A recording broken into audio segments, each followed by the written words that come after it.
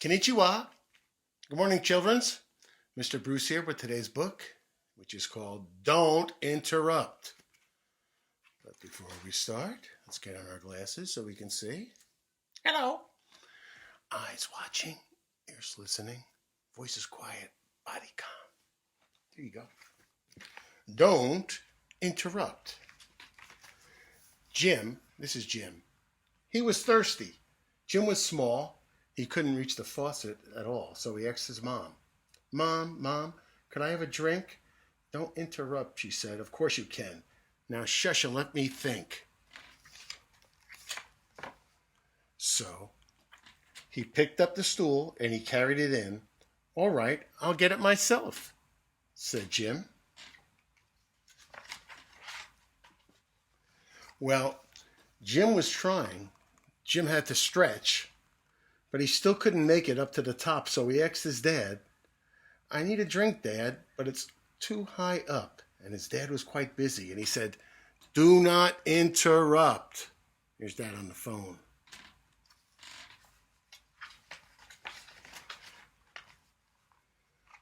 Well, Jim was struggling.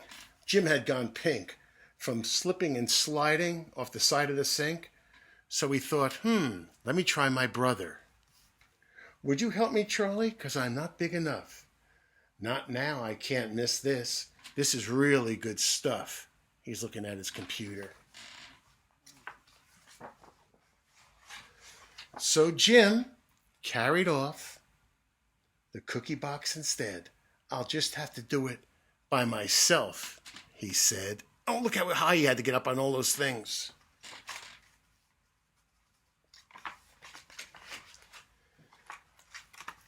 Jim was tired. He was fed up. Now the faucet was on, but there wasn't a cup. He needed a cup. So I went up to his sister. You've got all the cups, Annie. Can I have one?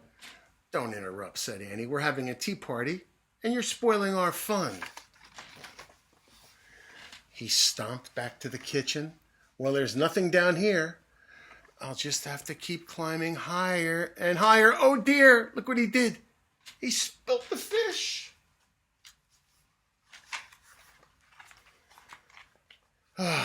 Jim had problems.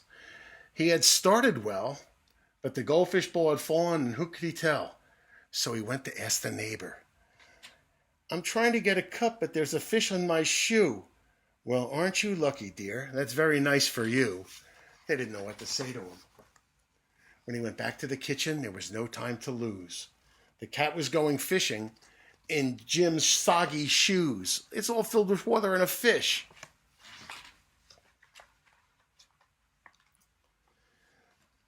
That doesn't matter, said Jim. I've just got to have a drink. And he climbed on the stool, the box and the pillow to the cabinet by the sink. And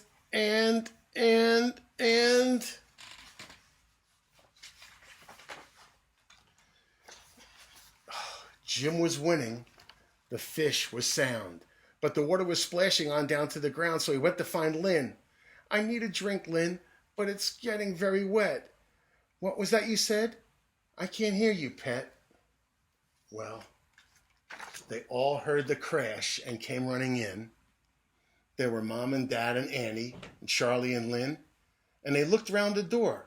Oh, no, said Mom. And Dad gave a groan. Don't interrupt, said Jim. I'll do it on my own. Look, the kitchen was a mess, but he finally got his drink. The end. Well, here's my question for today. Did you ever get so thirsty and no one was around and you had to find a drink for yourself? Did you ever do something like drink from the hose, maybe if you were outdoors, or take a sip out of the pool? What did you ever do to get a drink when you were thirsty and no one was around? Alrighty, I'll be back tomorrow. Until then, wash your hands and be good to your folks. Bye-bye.